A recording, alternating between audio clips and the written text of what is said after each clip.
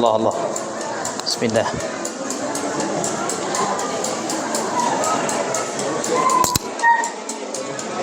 Assalamualaikum warahmatullahi wabarakatuh.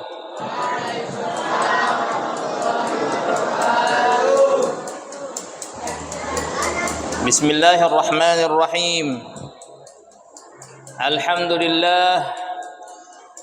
Alhamdulillahilladzi bi ni'matihi tatimmu shalihat wa tustanzalu bihil barakatu war rahmat wa tustaftahu bihi abwabul ataya wal minani wal hibat. Wassalatu wassalamu ala sayyidis sadat sayyidina wa habibina wa syafi'ina wa qurrati a'yunina Muhammad bin Abdillahi khairil bariyat wa ala alihi wa sahbihi a'immatil qadat wa man tabi'ahum bi ihsanin ila yaumil miqat. Subhanaka la ilma lana illa ma 'allamtana innaka antal alimul hakim. Rabbi shrah li sadri wa yassir li amri wahlul 'uqdatam min lisani yafqahu qawli, amma ba'du. Yang kami muliakan dan yang kami hormati serta senantiasa diharapkan doa darinya Bapak Ketua Panitia Penyelenggara peringatan Maulid Nabi besar Muhammad sallallahu alaihi wasallam di tahun 1445 Hijriah, Bapak Saharuddin. Mudah-mudahan Allah Subhanahu wa taala senantiasa memberikan taufik dan kesehatan kepada beliau, insyaallah. Senantiasa dibimbing sebagaimana beliau ini sendiri adalah guru kami ketika kami belajar di sekolah.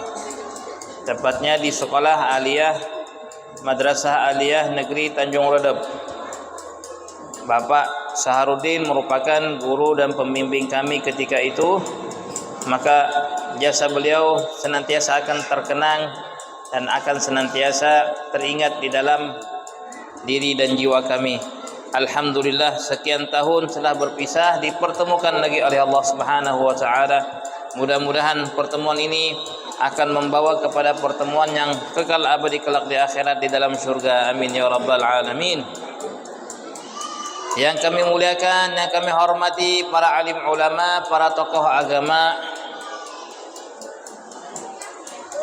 kelurahan di kampung ini, baik dari jajaran para RT dan yang lainnya, dan juga yang kami hormati dan kami muliakan Bapak Camat Sambaliung ataupun yang mewakili beliau, kepengurusan Masjid Ar-Riyadhah yang dirahmati Allah Subhanahu wa taala, hadirin dan hadirat adik-adik sekalian yang berbahagia. Alhamdulillah, segala puji bagi Allah yang telah memberikan taufik dan kemudahan untuk kita sekalian sehingga kita bersama-sama menghadiri acara yang mulia ini, yang tentunya setiap kita sangat mengharapkan syafaat baginda yang mulia Nabi besar Muhammad sallallahu alaihi wa alihi wasallam yang kita peringati bersama-sama hari kelahiran beliau dengan maksud dan tujuan yang utama meningkatkan rasa cinta kita kepada baginda yang mulia alaihi salatu wassalam, yang akan membawa kita dan mendorong untuk menapak tilas dan mengamalkan segala sunnah-sunnah dalam kehidupan. Mudah-mudahan Allah Subhanahu wa taala menerima majlis kita di malam ini. Amin ya rabbal alamin. Salawat serta salam semogalah senantiasa tercurahkan keharibaan baginda yang mulia alaihi salatu wassalam dan keluarga beliau beserta sahabat-sahabatnya, para tabi'in, tabi'in, para alim ulama, para salihin, Mudah-mudahan kita pun termasuk daripada kalangan umatnya yang akan selamat kelak insyaallah di kampung akhirat. Amin ya rabbal alamin. Ma'asyiral muslimin wal muslimat rahimakumullah. Sebagaimana tema yang telah diangkat tadi, bahwasanya di dalam kesempatan ini kita akan bersama-sama bermudzakarah dan mendengarkan bagaimanakah cara meningkatkan rasa cinta kepada Nabi sallallahu alaihi wasallam yang akan membuahkan hasil cintanya Allah kepada kita, yang akan mendatangkan natijah dengan mudahnya kita menjalankan segala sunnah-sunnahnya. Yang di antara sunnah-sunnah Nabi terbesar adalah melaksanakan salat. Maka ini adalah suatu tema yang azim, yang mulia, yang agung. Walaupun tidak banyak yang kita dengarkan, walaupun sedikit, tetapi kita amalkan, ini sungguh berharga dan bernilai dalam kehidupan kita. Ya. Jadi kita harapkan sebagaimana himbauan tadi kepada anak-anak yang hadir bersama kita, para orang tuanya mohon untuk menenangkan dan mengarahkan mereka supaya mendengarkan hikmah mau'izah al-hasanah dengan tuma'ninah, dengan sakinah, dengan tenang. Bapak-bapak hadirin dan hadirat yang dimuliakan oleh Allah Subhanahu wa taala. Al-mahabbah. Kata-kata mahabbah yang diartikan dalam bahasa kita dengan makna cinta.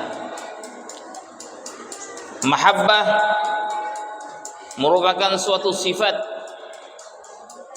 yang ditanamkan oleh Allah Subhanahu wa taala bukan hanya pada manusia, bukan hanya pada insan, bahkan mahabbah tertanamkan juga pada makhluk-makhluk yang lainnya,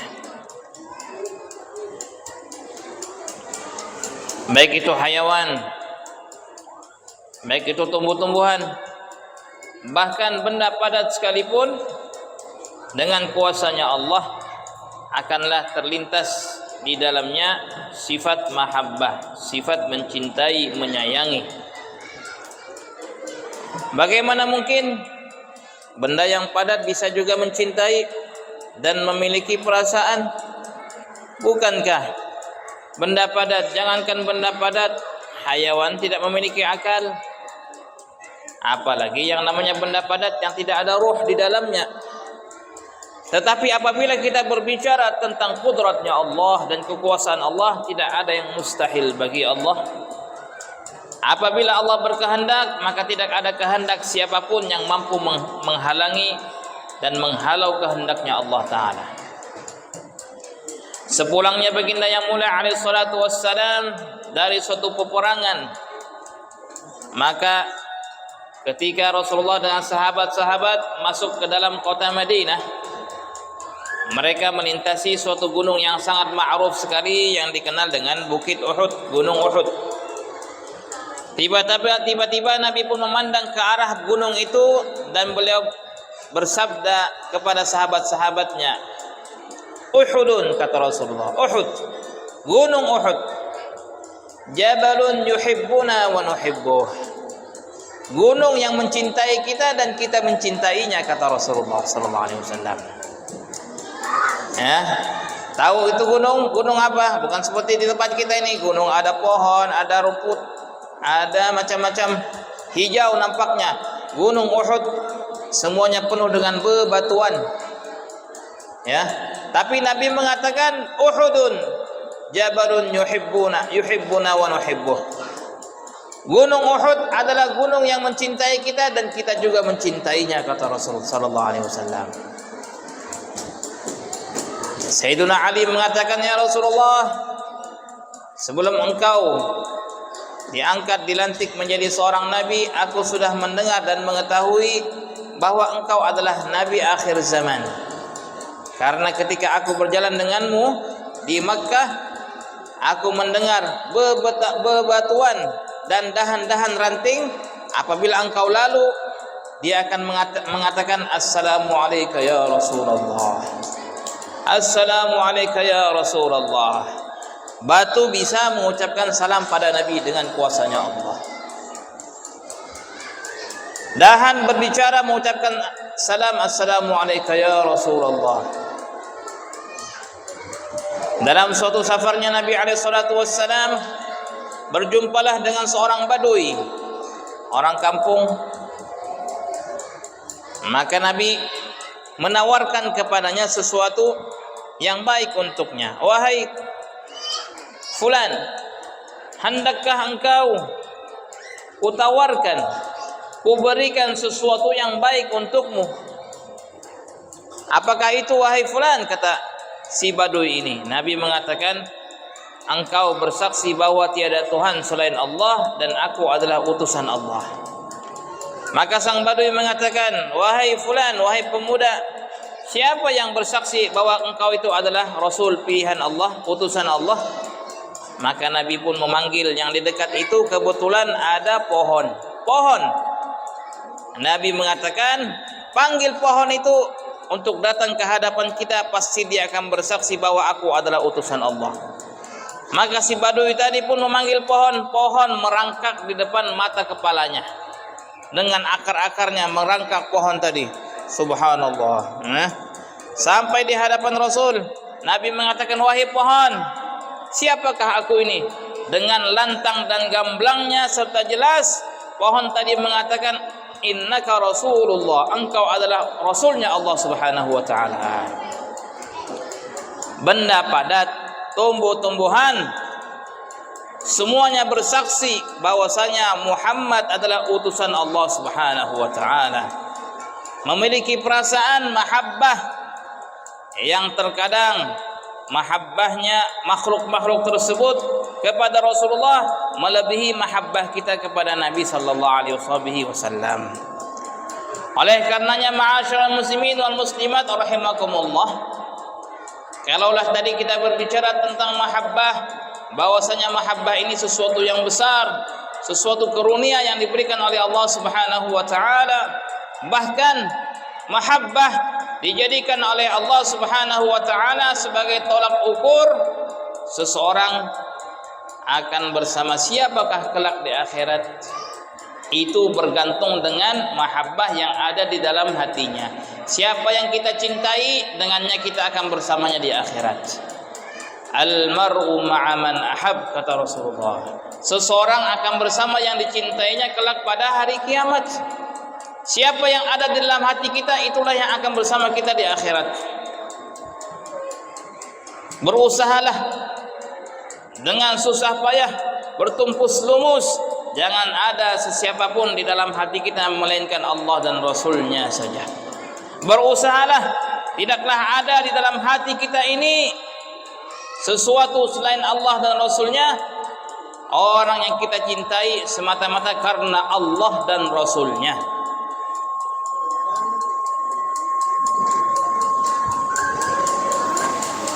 Allah Allah. Bismillah.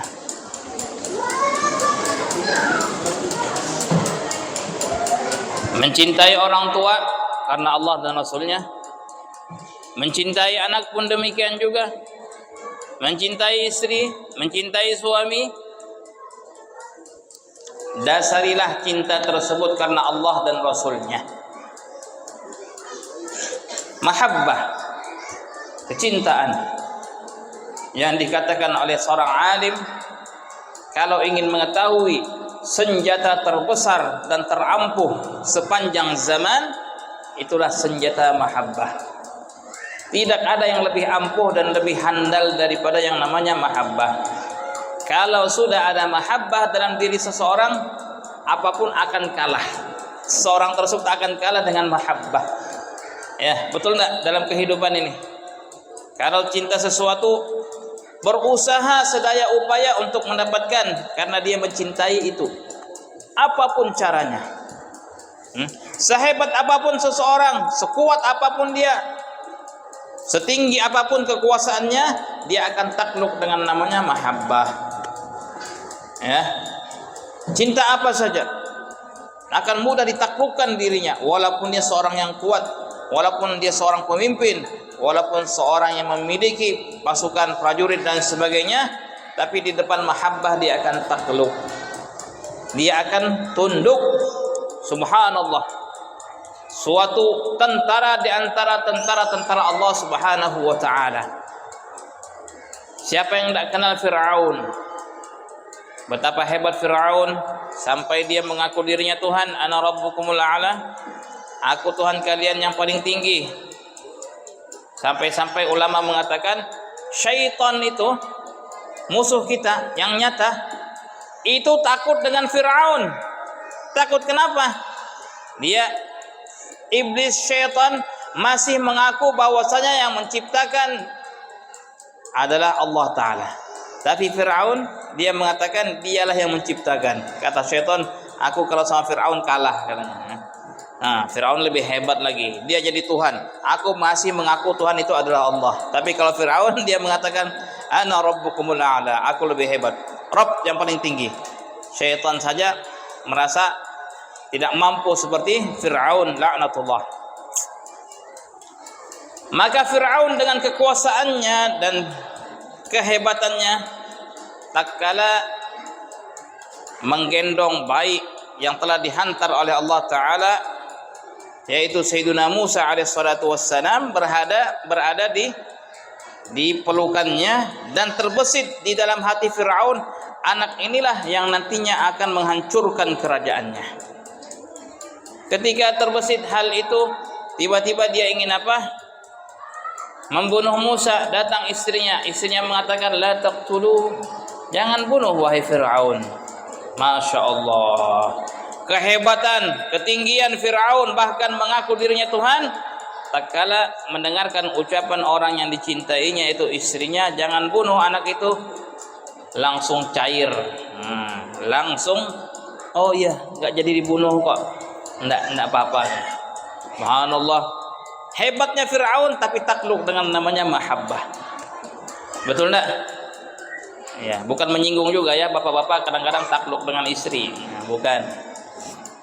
Ya, ar-rijalu qawwamuna 'alan nisa. Lelaki itu adalah pemimpin atas wanita. Ya, wanita yang sukses dia yang taat pada suaminya. Ya, menjadikan lelaki adalah imamnya. Kalau sudah terbalik imam jadi makmum, batalah salat. Kalau sudah terbalik jamaahnya, imam jadi makmum, makmum jadi imam, kira-kira gimana salatnya? Ya, kadang tidak terasa dalam kehidupan rumah tangga, yang tadinya imam jadi makmum. Iya Bu, iya. Dia yang jadi imam. Nabi SAW tidak mencontohkan, menghinakan, merendahkan martabat wanita. Dalam banyak hukum Islam, Nabi meminta pendapat dan pandangan dari istri-istri Nabi SAW. Menghargai, tetapi dalam ketegasan, dalam membuat keputusan, Nabi SAW mencontohkan bagaimana seorang lelaki dia adalah imam atas kepada keluarganya. Sallallahu alaihi wasallam.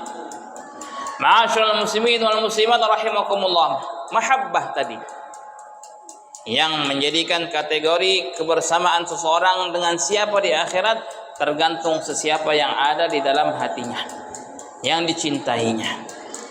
Kemudian mahabbah tadi juga akan mendatangkan daripada suatu yang besar, apalagi mahabbah ini ditujukan kepada baginda yang mulia sallallahu alaihi wasallam. Siapa di antara kita yang berani yang mengatakan enggak cinta Rasul? Semua mengatakan cinta Rasul, betul enggak? Cinta pada Nabi, cinta pada Nabi. Tapi Allah katakan, kalau kalian cinta Nabi, maknanya kalian cinta Allah. Apa buktinya? Apa buktinya kalian cinta Allah dan cinta pada Rasul? Qul in kuntum tuhibbunallaha fattabi'uni. Kalau kalian cinta kepada Allah, maka ikutilah aku, kata Rasulullah. Siapa yang memerintahkan ini? Allah Ta'ala memerintahkan kepada kekasihnya, Qul, katakan Muhammad kepada umatmu, in kuntum tuhibbunallah, kalau kalian memang mengaku cinta pada Allah. Apa kata Allah? Ikuti perintahku kata Allah. Fattabi'uni. Ikuti aku kata Rasulullah. Oh, apakah beda ikut kepada Rasul dan ikut kepada Allah? Sama saja. Bahkan di balik ini kata ahli tafsir menunjukkan suatu rahmat dan kasih sayangnya Allah. Allah memerintahkan untuk ikut Rasul sehingga akan dicintai Allah. Allah tidak memerintahkan langsung ikut Allah sehingga dicintai Allah. Justru Allah mengatakan ikut aku, ikut Rasul, niscaya kalian akan dicintai Allah Subhanahu wa taala. Apa apa rahasia di balik ini semua? Kenapa enggak langsung cinta Allah, ikut kepada Allah, perintah Allah? Kenapa harus diperantarakan, diwasitakan dengan Rasul sallallahu alaihi wasallam? Karena manusia tidak bisa langsung mengikut perintah Allah taala tanpa mengetahui apakah ajaran-ajaran Allah Subhanahu wa taala. Siapa yang menjelaskan dan menerangkan ajaran Allah, syariat agama Allah? An-Nabi sallallahu alaihi wasallam.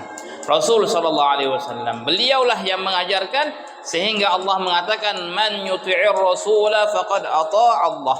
Barang siapa taat pada Rasul, pada hakikatnya dia taat pada Allah.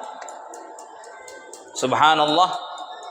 Bayangkan, manusia seperti kita biasa, ya. Tetapi ketaatannya menggambarkan taatnya kita pada Allah. Tetapi Nabi, Rasul yang seperti kita manusia, makan, minum, tidur, dibekali sebagaimana manusia yang lainnya.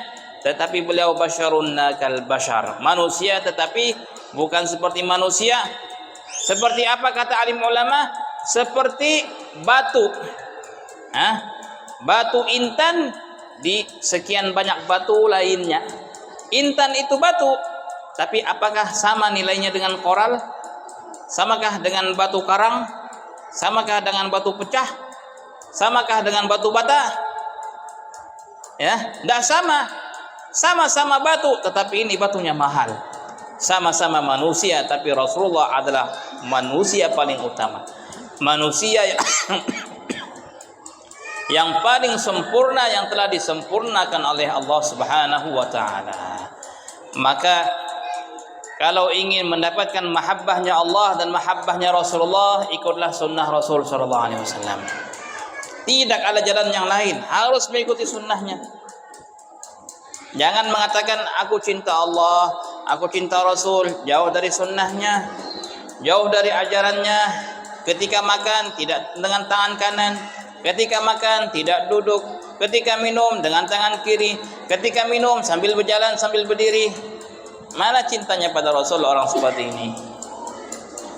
Dan sunnah yang terbesar di antara sunnah-sunnah Nabi adalah salat. Ya. Salat, beliau telah menjemput perintah salat itu langsung menghadap Allah Ta'ala. Begitu mulianya salat. Sehingga salat dalam Islam kata Rasulullah adalah ibarat kepala di atas jasad. Apa jasadnya? Puasa. Apalagi zakat, apalagi haji, apalagi umrah, apalagi baca Quran, apalagi berzikir, apalagi menuntut ilmu. Ini adalah jasad dalam Islam. Kepalanya apa? Salat. Kalau tidak ada kepala, Masya Allah, jam 12 malam ngetuk ke rumah kita, Assalamualaikum, buka pintu.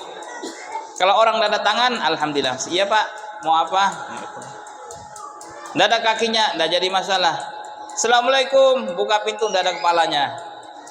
Masya Allah. Kalau tidak terkencing aja, langsung pingsan. Bagaimana kalau kita sama itu aja takut? Sedangkan kita enggak takut kalau kita dalam Islam tidak punya kepala, tidak pernah melaksanakan sholat. Sholatnya belangkambingan. Sholat juga, tapi sholatnya diundur-undur. Bukankah makna daripada fawailul lil musallin alladzina hum an salatihim sahun? Orang yang lalai dalam sholatnya akan mendapatkan wail. Apa itu wail? Celaka. Ataupun wail, suatu lembah berada di dalam jahannam. Nanti ajalah. Masih panjang waktunya ini, ya. Ataupun meremehkan sholat, nanti aja bisa dikodok. Ya Allah, bukan safar, bukan sakit, mengqadha salat, mengakhirkan sampai keluar waktunya.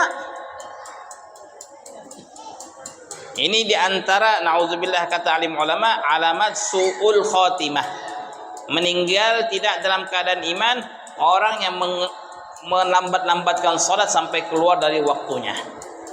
Gampang, nanti kan ku qadha. Masya Allah ya.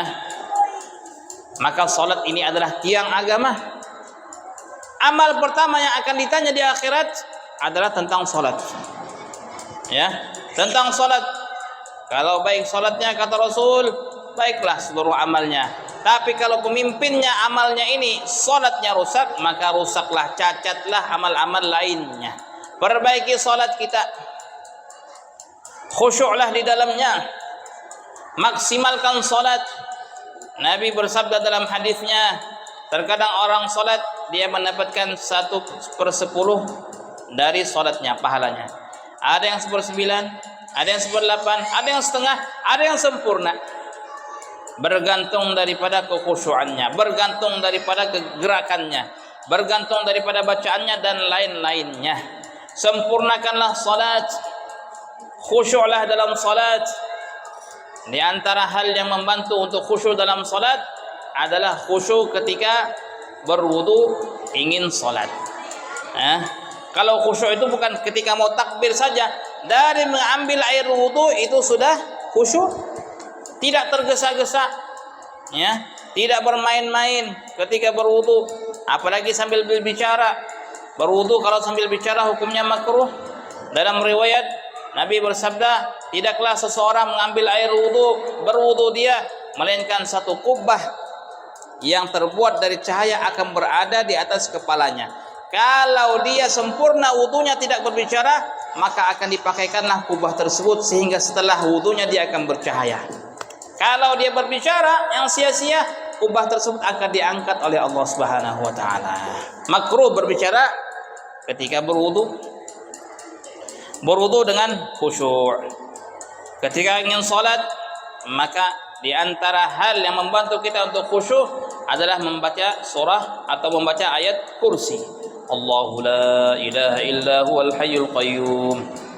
Kemudian juga membaca surah Qul a'udzu birabbin nas. Ini akan menghilangkan was-was dan godaan-godaan syaitan ketika kita salatnya. Ya. Di sana ada beberapa titik yang disebutkan oleh para alim ulama. Kalau seseorang ini terkadang lalai dalam salatnya, tapi di tempat ini hendaknya dia jangan lalai. Kapan itu? Ketika dia mengucapkan ihdinas siratal mustaqim. Harus hadir hatinya, ya Allah, tunjukilah kami jalan yang lurus. Jangan minta doa sama Allah, memohon pada Allah, tapi hatinya kemana-mana. Datang ke seorang raja, mukanya ke lain, tolong anak minta anggaran, minta ini bantuan, tapi mukanya ke lain. Kira-kira rajanya marah enggak? Ya Allah, tunjukilah kami jalan yang lurus, tapi hatinya ke lain. Ini adalah orang yang tidak beradab dalam memohon pada Allah. Ketika ihdinas siratal mustaqim, fokuskan, fahami dan hayati maknanya. Yang kedua, ketika kita mengucapkan Assalamu alayka ayyuhan nabiyyu wa rahmatullahi wa barakatuh, bersalam kepada Nabi sallallahu alaihi wasallam ya. Jangan mengucapkan salam sambil juga kemana-mana. Assalamualaikum, orangnya di sini, orangnya tersinggung. Kita mengucapkan salam pada Nabi, maka kita khusyukkan, kita fokuskan pikiran kita ketika itu. Niscaya kata alim ulama, kalau kita fokus di dua tempat ini, tempat-tempat lainnya dalam salat kita akan khusyuk. Ini diantara tips untuk mendatangkan khusyuk dalam salat kita. Maka tingkatkan mutu salat kita. Salat di awal waktu. Yang laki-laki salatnya di masjid. Alhamdulillah masjid kita sudah mulai dibangun ini, dan mudah-mudahan insyaallah makmur terus dengan orang salat di dalamnya insyaallah. Makmurkan masjid kita. Salat jamaah yang laki. Sesungguhnya Nabi sallallahu alaihi wasallam seumur hidupnya tidak pernah meninggalkan salat berjamaah. dalam keadaan sakit yang begitu parahnya yang membawa kepada wafatnya beliau, sekalipun beliau dipapah oleh kedua orang sahabatnya sampai berdiri di shaf. Kita yang lagi sehat-sehatnya, lagi kuat-kuatnya, lagi lapang dan tidak sibuknya, kadang-kadang tidak ingin sholat berjamaah. Sholat berjamaah, jangan menyesal. Beberapa peringatan ataupun poster yang dipajang itu mengatakan kalau jogging, masya Allah, berkilo-kilo. Kalau jalan ke masjid tidak sanggup, padahal tidak sampai sekilo. Ya, kalau jogging pagi, masya Allah. Kenapa kok bisa kuat jogging sampai lintas jembatan gantung, sampai ke Masjid Agung, balik lagi dari tempat ini, subhanallah. Karena apa? Karena tahu kalau jogging itu sehat, hatinya akan sehat, badannya akan kuat, keringatnya akan keluar.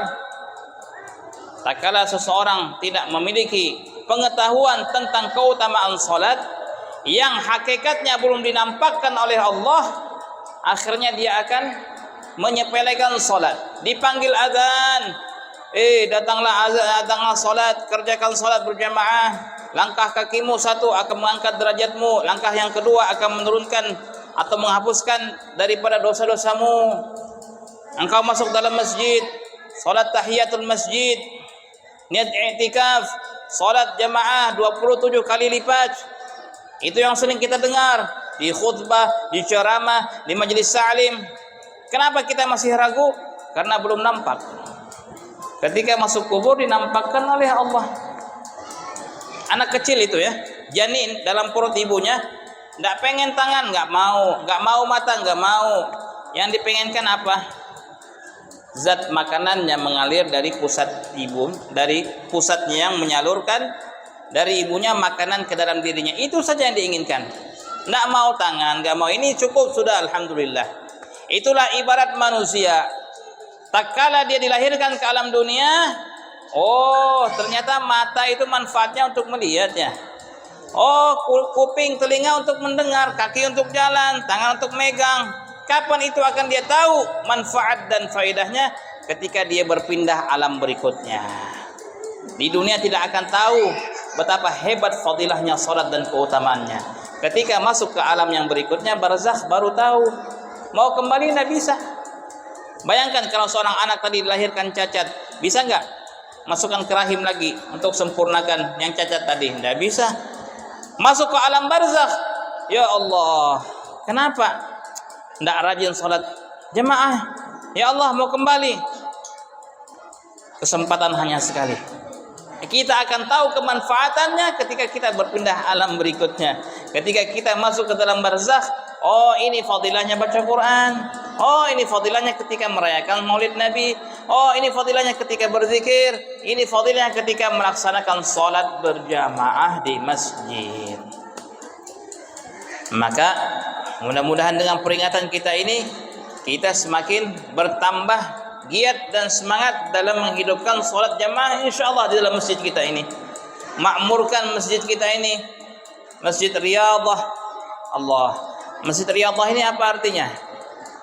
Ya, hari ini kalau makna riyadhah dalam bahasa Arab itu sering digunakan dengan makna riyadhah itu olahraga ya. Olahraga. Jadi masjid olahraga ini.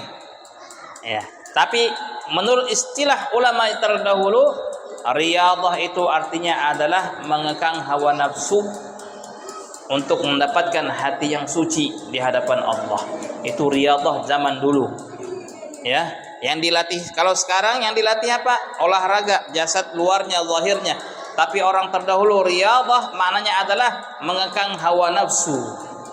Maka subhanallah, mudah-mudahan setiap orang yang masuk ke dalam masjid ini hatinya dibersihkan oleh Allah dari kotoran-kotoran yang tidak baik, dari sifat-sifat yang buruk, digantikan dengan sifat-sifat yang baik insyaallah.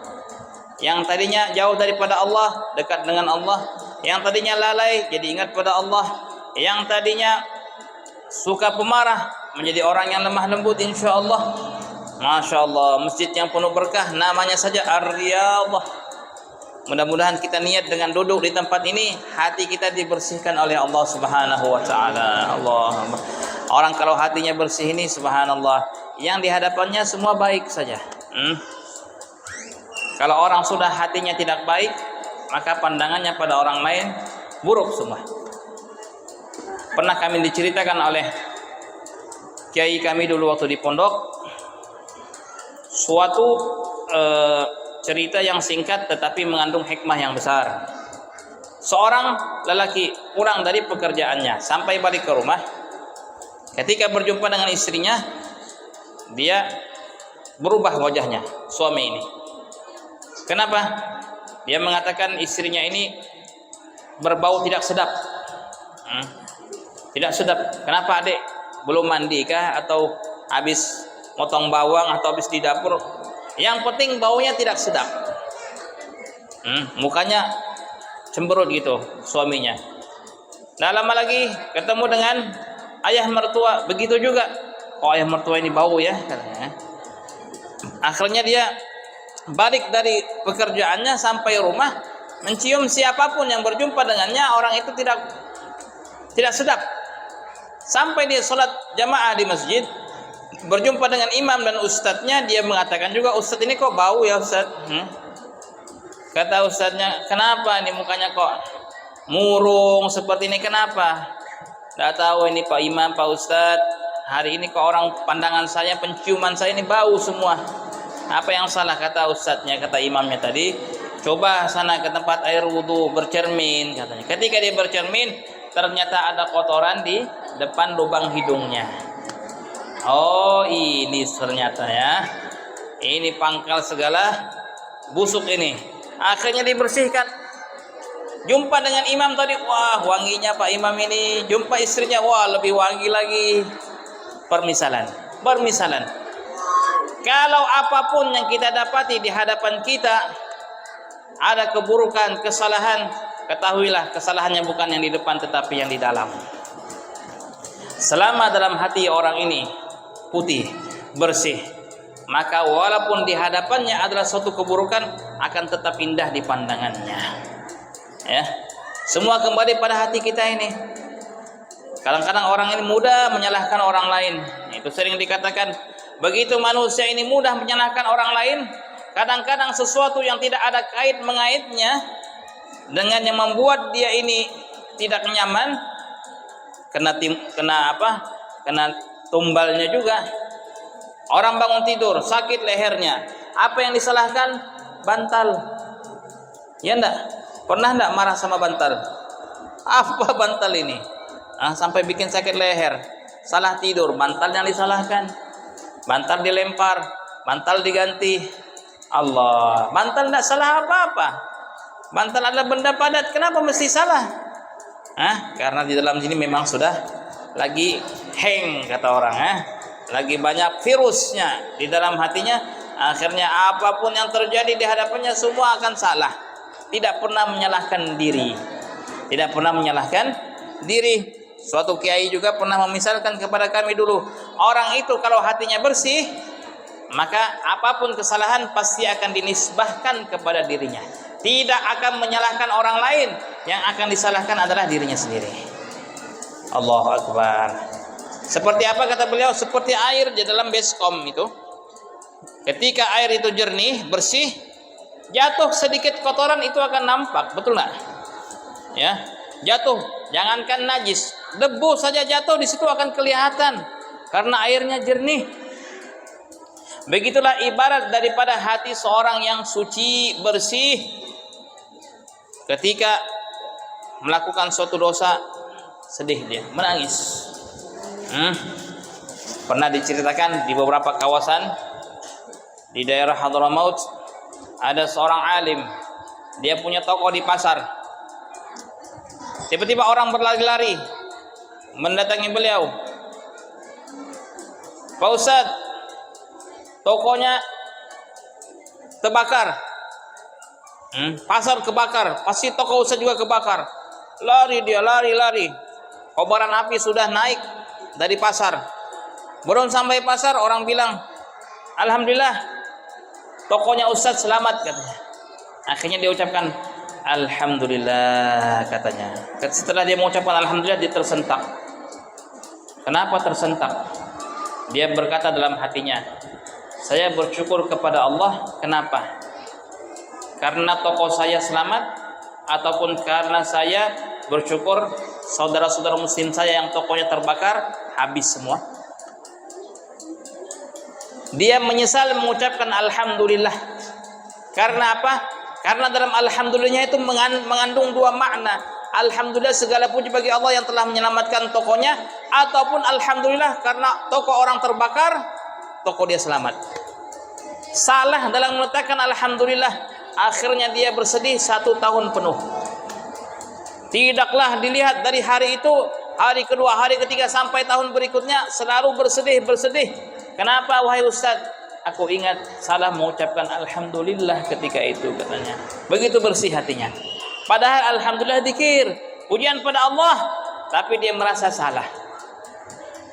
Satu orang alim lagi lupa masuk masjid, begitu buru-burunya masuk dengan kaki kiri. Masuk dengan kaki kiri, astagfirullah katanya ya. Masuk dengan kaki kiri, balik lagi masuk dengan kaki kanan. Atas kesalahannya tadi, dia bernazar untuk berpuasa sepanjang tahun. Karena apa? Karena menyalahi sunnah masuk masjid dengan kaki kiri. Memandang salah dalam sunnah bukan yang wajib, seolah-olah inilah dosa besar di pandangannya. Inilah yang menunjukkan bagaimana murni dan sucinya hati-hati orang-orang tersebut. Kesalahan sedikit menurut mereka adalah besar. Tapi kata kiai kami tadi ini, beliau mengatakan itu kalau air jernih di ember jatuh sesuatu yang mengotorinya kelihatan. Bagaimana kalau dengan air comberan, air paret? Masya Allah, kuning, tidak ada kelihatan kotoran. Tapi di bawahnya, Masya Allah, ya, sumbernya kotoran, sumbernya penyakit di bawah.